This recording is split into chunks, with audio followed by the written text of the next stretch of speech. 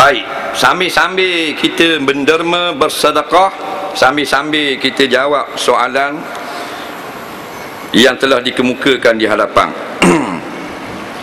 Soalan pertama, apa hukum laki-laki pakai rata dan gelang walaupun bukan emas? Sekiranya dia solat, bagaimana pula solatnya itu? Orang lelaki semayang pakai gelang, pakai rata. Jawabnya, jikalau pakaian itu khas untuk perempuan, orang laki-laki tak boleh pakai, melainkan kerana darurah. Contohnya rata tekak. Rata tekak ni, rata leher ni pakaian perempuan. Zinah untuk nisa, untuk perempuan. Maka orang laki-laki tak boleh pakai. Orang tua dulu kata tak boleh pakai, tak baik. Ayat orang tua tak baik. Ayat hak dalam hadis la'anallah, Allah laknat, dia keras sikit. Ayat orang tua tak baik. Dia lembut sikit. Sebenarnya keras. La'anallah, Allah melaknat laki-laki pakai pakaian perempuan, perempuan pakai pakaian laki-laki. Dah semayang lagu mana? Sah ke tak? Semayang ni sebab tu kita belajar fiqh, ulama pun diajar. Bermula syarat sah semayang itu suci daripada hadas, suci daripada najis, menghadap kiblat, menutup aurat. Ada tak khabar? Tidak pakai emas, tak pakai rata, ada?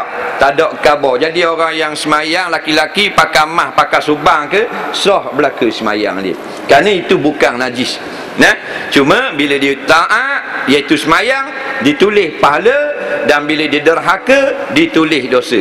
Akhirat ditimbang. Dosamu pakai pakaian perempuan, dosamu pakai rata perempuan, gelang perempuan, satu bab.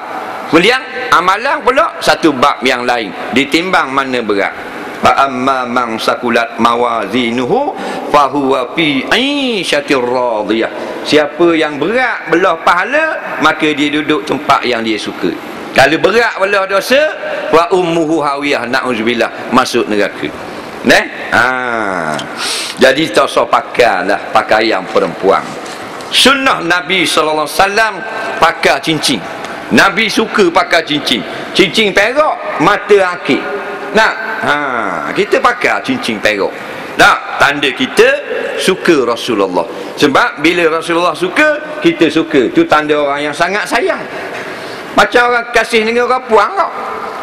Gepreng kita suka makan ikan benda, ikan tokor. Orang Terengganu panggil ikan air. Ikan tokor juga dia kata. Padahal dia berahi makan ikan ruang. Tapi oleh kerana dia sayang nak ke awet dia pun mengaku berahi, suka juga. Dia tanya balik awet dia, you suka color apa? I suka kelabu, puan kata. Dia ni tukar juga, jadi kelabu juga. Pasal sayangnya. You malam-malam pakai baju apa? Tanya awet dia. I malam-malam baju kelawar. Boy pernah jawab, I kelawar juga rumah. Sebab apa? Sebab terlalu sayang, faham tak? Maka bila kita terlalu sayangkan Rasulullah, kita tiru tak? Tirulah sekadar dapat mampu kita. Tak boleh 100, tiru 50. Faham? Jangan hak ni tak suka, hak ni tak suka, hak ni tak suka.